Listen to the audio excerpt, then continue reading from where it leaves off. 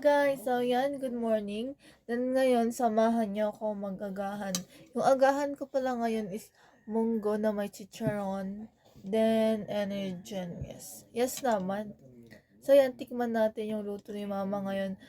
Sakto lang yung luto niya ngayon sa panahon ngayon na tag-ulan.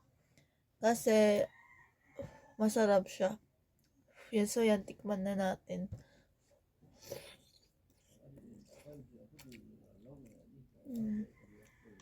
Masarap siya. Hindi ko alam ba't sinisipag yung nanay ko magluto ngayon.